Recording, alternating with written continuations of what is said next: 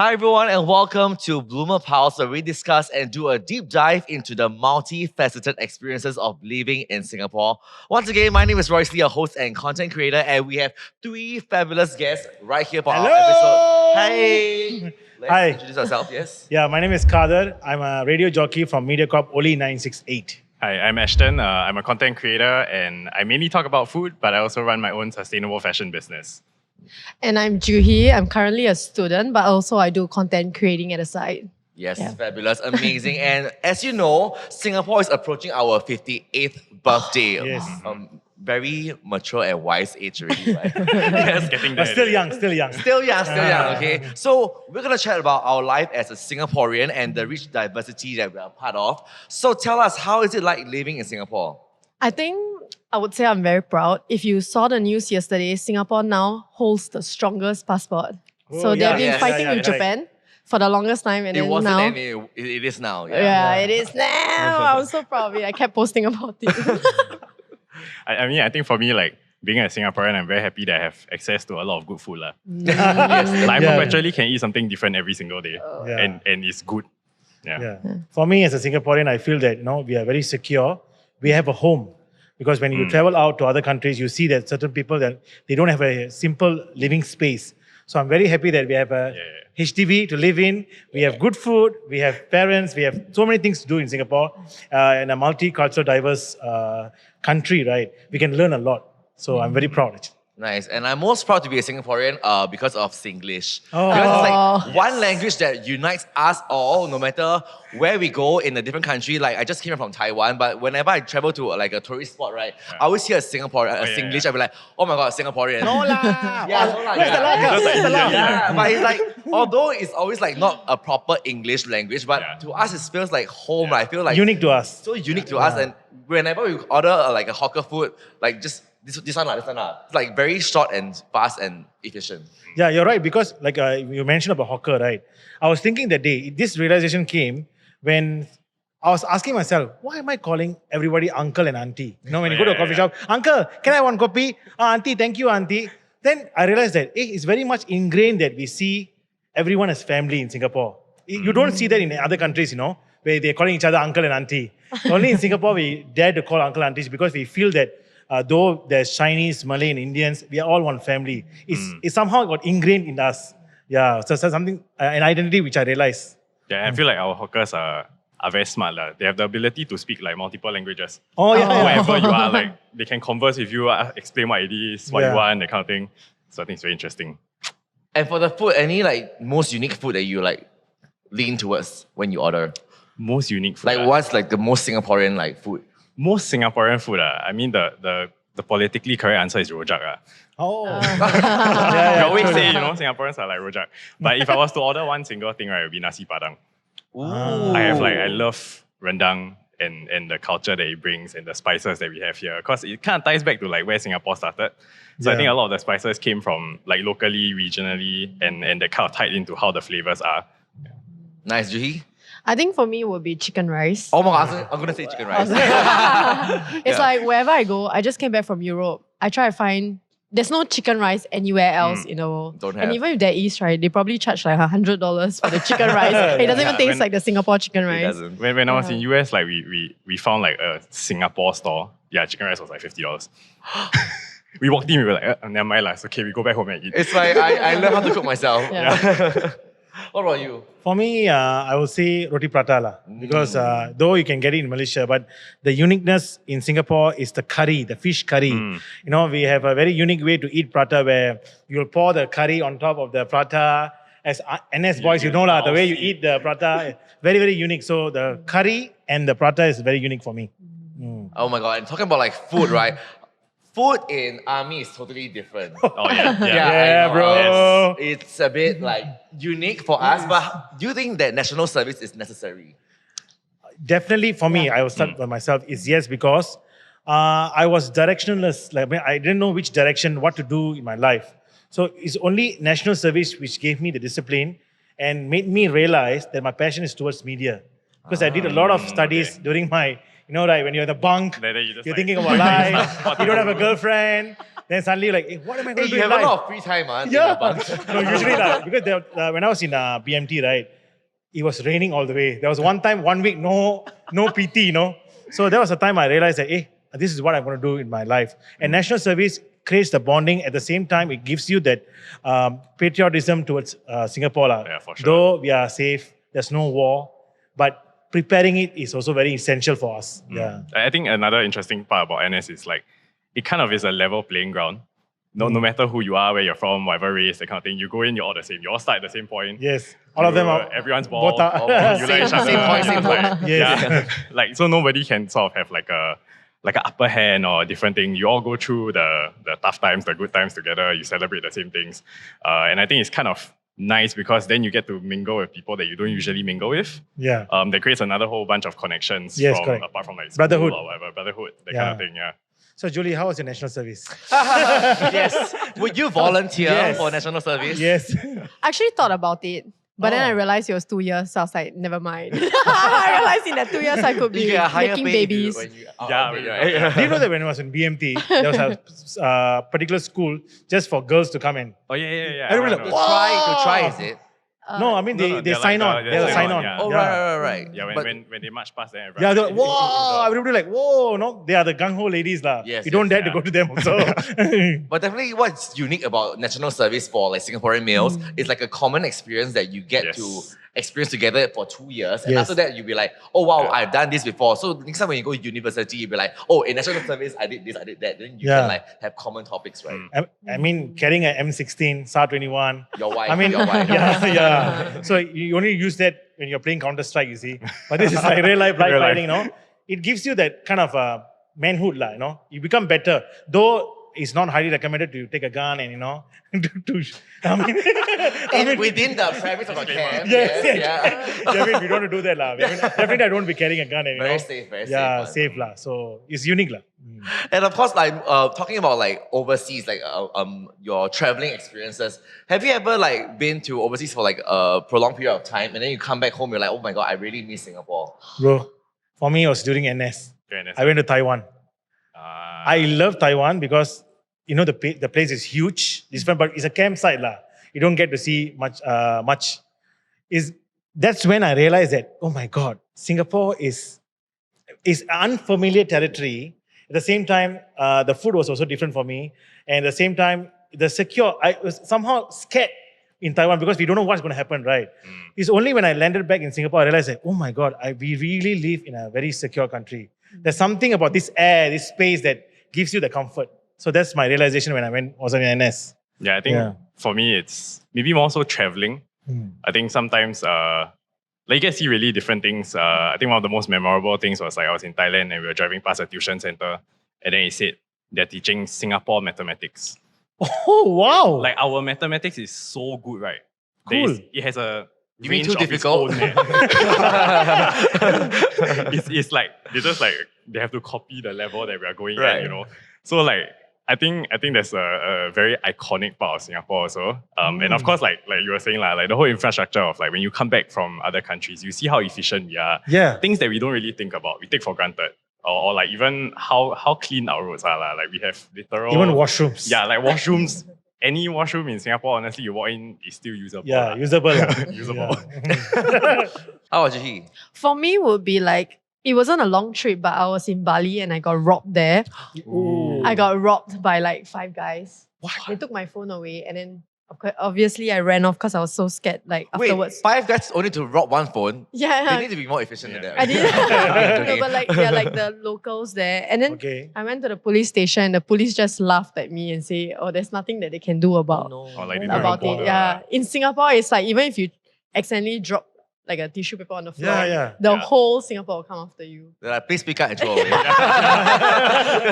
and then at that moment I was like, wow, I wished I was in Singapore now. Like I need comfort from like being in my own country now because I feel safer there. Because right now I feel so like what's gonna happen and all. Yeah.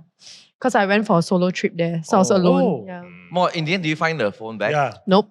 Nothing. I don't think I would want to find the phone back, or else I might see the five guys. So nowadays, when you travel to overseas, you chain yourself with the phone. Yeah, I think that's my one experience. Yeah, Okay. definitely you feel a lot more safer in your Yeah. country. Oh, Because yeah, Yeah. for sure. I mean, even if you put a laptop in a fast food yeah. outlet, right, you can just go to the toilet Yeah, yeah. and come back, you'll still be there. Yeah. There were Yeah. many times I left my AirPods charger. Oh, yeah. Many times. Everyone just like look at it, then they're like, oh. And Not on purpose, not on purpose. not on purpose. But the Grab drivers were kind enough to come and return back to me without charging. So, but I mean, I don't recommend you to leave your AirPods every time. And of course, our transport system in Singapore, it makes us unique as well. Yeah. Oh, Because yeah. we always complain, wow, our cab is so slow, our train is so slow. But wait till you go overseas and you see it's more complicated. There's a lot more train lines. I think in Singapore, like our transport system is really quite efficient. And also road. Because there are a few times I went to India, Chennai. Yeah. Wow, And bumpy roads the way everywhere, man. bumpy roads, the way they communicate with each other is through horns. Yes. And we will be scared because they have auto, right? So when you're sitting behind, it's quite open. The way they drive and everything, you're like, oh my God, anytime my life is at stake. Singapore is very safe. Red light, you stop. Yeah. Green light, you move. Yeah. So the safety is there for our road. No, also. no jaywalking. Yeah, no jaywalking also. And we're talking about like NDP. NDP is coming. So do y'all always look forward to NDP each year? Yeah, I always try to apply for tickets and I don't get it. Same. Yeah. I mean, I loved NDP. I did 2 NDPs when I was in NS. Great enough. Oh, yeah. But I think another thing that I always remember is, so my brother-in-law is American. And there was once he was here during NDP. And he was very amazed by how Singaporeans celebrate NDP. Because like for us, it's a whole excitement for the nation, right? Like people go and watch fireworks lah. You go, everybody ballot for tickets, try to Yes, get yeah. in, want to see the Red Lions parachute, that kind of thing. But like in other countries, as in, of course they celebrate like 4th of July, right? But it's not like everybody comes together apart from like your family lah. But like the whole Singapore is so focused on it. Together. Yeah. I Celebrating think that's a very together, interesting thing. Yeah, I realized, because there was one time where when I was watching NDP, I realized that it gives you a reminder of where we have come from. Yeah. The number of years, the number of struggles, challenges we have gone through, not as a country, but as together as It's like citizens of people, Singapore. Yeah. nations, yeah. Because every single one of us has contributed, mainly our forefathers. They have really helped to build the structure. So it's a reminder for the future generations to think that what are we going to do for our country? Yep. Yeah. Right, and I know like growing up, last time when I was younger, I was really, really excited to see all the little Like, what's work- gonna happen, Yeah. right? But as we are growing up, all my friends will be like, oh my God, I'm so bored of NDP. But I tell you, every year when it's NDP, they'll still turn on their TV or they'll be at like outdoors to watch the fireworks. It's Yeah. something that really unites all Singaporeans to just Most importantly is the pack. Oh, the, Oh. yeah, What the is fun inside fact, the fun pack? fact. Yeah, you know, is it a value pack? What do you call Fun it? pack, Fun pack, fun pack, yeah. fun pack. Fun pack, yeah. Yeah. And to watch the fireworks because Yeah, we all pay for yeah. it. Okay, anyway. And yes, we're going to switch gears to our multicultural mix. Okay. So, of course, we know we are very diverse and a melting pot in Singapore. So, any stories about how our diversity brings us all together? I mean, okay lah. So earlier I said I love nasi padang, right? So I always go over to my friend's house because he's Malay, and then his mom will cook, and then she'll do a whole set for like Raya or any visitation, any chance she can cook, she'll cook lah. So it's kind of like it's an exchange between the two of us. So like I'll go over to his house and then I'll eat like with them like at the table and everything, and his mom is always like, I think it's a Malay auntie way of showing love to you. But I think it's also like a Singaporean way of showing love to you by making you eat as much as possible. So she always like, hey Ashton, eat more, eat more. Then like she'll put a lot on the plate. Then I'll finish the plate. Then she'll secretly go and tell my friend in the kitchen to go and feed me more. And then she'll be like, why you never tell him to eat more? And then it just keeps going like that. Like in the same way when he comes over to my house, like my parents will be like, hey, go to the fridge, take whatever you want, that kind of thing. So like I think it's the way we show love and acceptance to each other. Yeah, very right. Because I can relate to this because 2019, my father passed away. So, you know, usually after they do prayers, right? So there was one time we invited our neighbors also, they are Chinese. So I remember very clearly that, you know, when we are doing the prayers, usually there's a way of praying, we do this. I realized that the uncle and the auntie, right, they were doing the same thing. Yeah. They don't understand what we're doing, but they just follow like, they through. respect it and- That's the yeah. respect they have given to us. So Yeah. I realized that, wow, this is where Singapore stands. No? This is the uniqueness of Singapore where they don't care about who you are, what race, what religion, Yeah. but to give respect to someone who's from a different religion and different race. So that's a learning lesson for me when I saw that. Yeah. I think my favorite part is dressing up in their traditional Yes. costume. Racial Harmony Like- Day. Racial harmony. Yeah, Racial Harmony Day, and also like I do celebrate Chinese New Year and Hari Raya every year because I think most of my friends are Chinese. Okay. Yeah, so we will have hot pot and Very standard. Yeah. and also like my cousins. I have a lot of mixed cousins. Okay. So like I have a lot of Chinese uncles and all. So it's like a very norm thing also for me. So Any surprising like traditions that you have found when celebrating Chinese New Year? Like we cannot sweep in the door, like Oh, indoors. cannot sweep out, right? I think buy a clock. Oh, Like some yes. clock. Like cannot I remember give the I- clock, Yeah, cannot give the clock to Yeah. someone. Yeah, I Because wanted in to Chinese, like clock give a is clock like, or a watch, sending them away. Yeah, I that didn't kind of know. thing, Yes. Yeah. Yeah. I thought it would be a good gift. Oh, that you thought it would be a good gift. Good luck, maybe. That's indication. No, I is just it? thought like whatever they need, I'll just get them. Oh, yeah, yeah. Like, Oh, I what do you didn't need know. I for your just house, didn't. right, kind of Yeah, I thing. didn't know. And also Yeah. attending weddings, no? You realize? Oh, yeah. Yeah, that's the yeah. uniqueness, no? Because we Yeah. have an Indian wedding, Yeah. Chinese wedding, Malay wedding. Yes. All of them are unique. Yes. And I remember sometimes they used to do weddings under the white deck. Yeah. That's the uniqueness, Yeah. we had. It's a different culture. How they celebrate two people coming together is also very unique in Singapore. Oh my god, I love Malay weddings because whenever the singer sings, it's like the best singers they can find. yeah. Like, wow, I'm like, please, more concerts. Please. Yeah. Thank you. It's really, Yeah, you're really right. good. Right. Yeah, you don't usually have live band and everything. Yeah. And of course, our differences in our cultures will make us more interesting as a country, right? So for our, Singapore as a whole, how do you think we can keep the spirit going? Because we're talking about like multiracial, racial harmony day in schools. Do you think you're still continuing that when we grow up? I think must. Yeah. It's must because sometimes the current generation, they will not know where we have come from.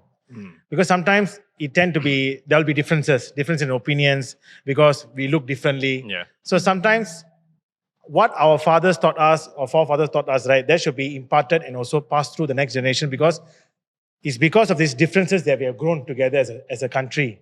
So I think that should be parted upon to all the generation throughout. It's very important and very essential.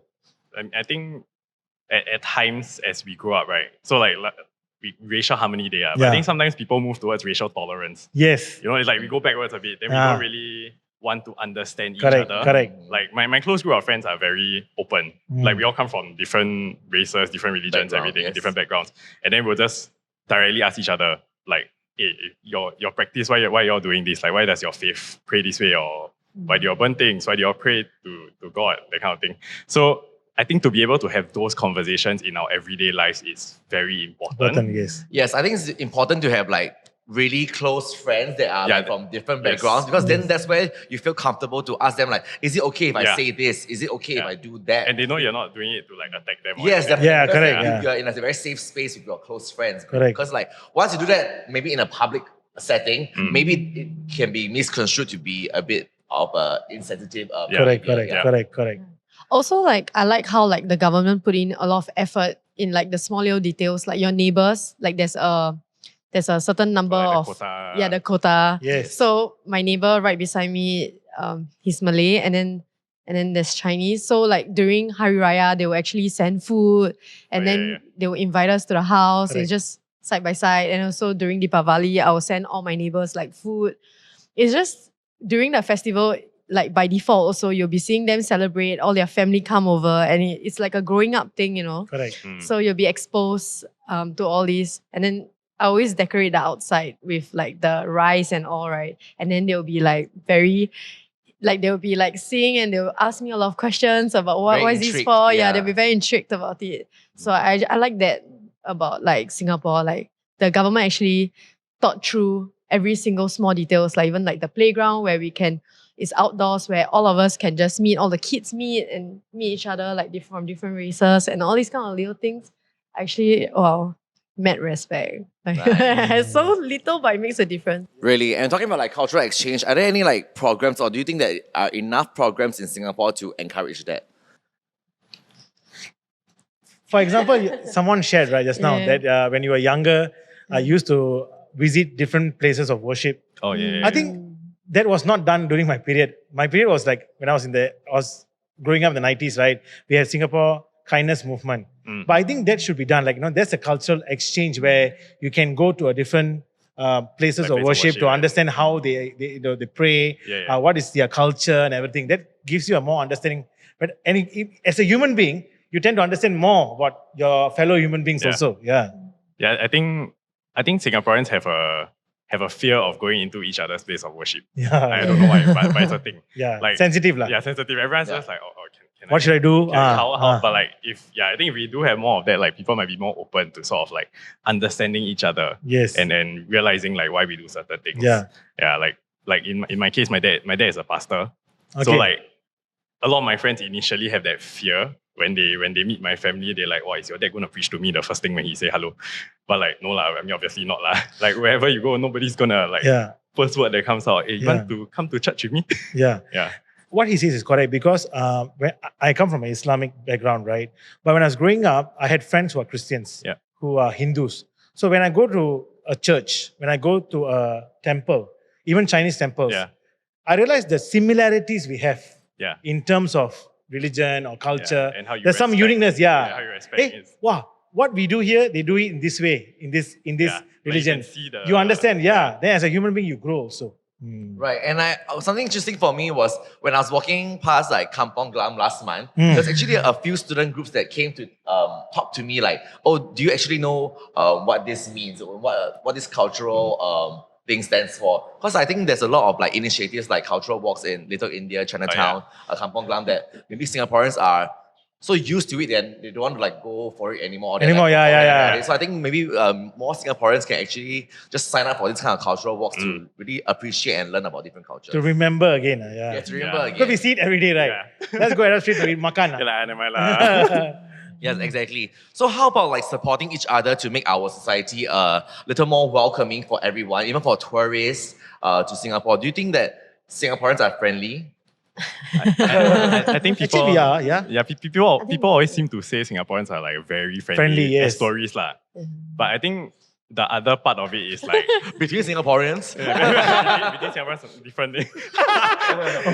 Correct. No, but I think like the other end is also like to people who live here and work here. So whether we're talking about like our domestic helpers or like even like the construction workers, things like that, I always feel like there's this barrier between Singaporeans and them. Like they always feel like, I don't really want to mingle. Yes, correct. But like the thing is, I think for me, how I see it is also, in a sense, they do have a displaced home because now they have to live here, right? Yes. They don't really have a space here, right? But as Singaporeans, we kind of can accept them into society and also show like how we appreciate them as well. Yeah. Well said. Yeah. But like during COVID times, there was this situation where because of the place where they're staying, there's like all of them Cramped up. Oh they're cramped up, right? Every Singaporean put themselves and attacked anyone and everyone that could like help them, and then it actually helped the whole situation. Yeah, you're right. Yeah, so I feel like so I even think maybe more of even if we have that barrier, it's like we still will step in. when it boils down to it, right? Because as radio DJs, we are doing special programs for them also. Because their only source of entertainment is handphones. Yeah. And we were ensuring that Me Watch, they had more content to watch, more programs to listen to Me Listen. So it was a good initiative. I forgot about it when she said that only I remembered. Right. I think Singaporeans can be a bit more friendly. Because I think I've been traveling once every month this year to different like parts of Asia. Okay. Like some parts of Asia are really, really more welcoming than Singaporeans. Like they smile at you even if you don't know them. They can say hi to you even if you don't know them. But I think to Singaporeans, if like to a stranger, they would be like, it's just a standard face. But it's not like we are unfriendly. It's just something. I think there's a barrier. I'm not so sure. Like if I say hi, will you say hi back? So like I pretend that I don't know you at all. That kind of thing. So I'm assuming like if you're asking for directions, will 100% of Singaporeans tell you where to go? Like the first thing is they were just like, no, sorry. I'm busy. Because I do a lot of street interviews on the street. I get rejected all the time. Now we know why. Videos are like, wow, they say yes, but the thing is like, that is like the 5% of it. Like I have like 95% of me getting Just rejected. like running away. They're always busy, but they're never rushing. They're always like in a rush to somewhere. So I'm thinking maybe we can just loosen up a bit, be more open. I know we always say Singaporeans are friendly, but I think we can still like do a few more steps towards that, like relax a bit more. You know, when I was working at Abercrombie and Fitch, and I was told, You guys are the most friendly one. right? Hi. But the thing is, because I think it's ingrained in us. Like when I just started working there, I was told to ask everyone, especially tourists, like, "Hey, how's your day?" And I was having so much difficulty doing that. Every time I look at that, like, how's your day? And then the people from like the tourists will be so nice about it. Oh, it's good. How's your day? And they will just go and shop and whatever, right? But then the Singaporeans don't know how to respond to it. You know what they will respond?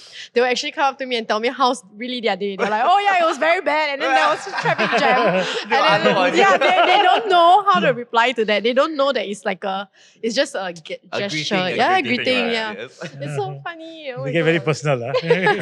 They get very serious. Like if you ask how today, like they give you a 25-mark essay. Like, I met this person and then his house we went. But yeah, I think all in all, of course, not every Singaporean is like super friendly. Not every Singaporean is like not super friendly. So I think like we all can just be nicer to each other. I think there should be a mix of both lah. Yeah, Nice yeah. ones and not nice ones. Then we can learn from each other. The nice ones will have the ability to give love to the non-nice ones. Just smile to everyone Yeah, and then yeah. we'll be a better country. Just imagine you have a country, everybody's smiling. That'll be very weird. Not the right? creepy smile, not the creepy smile.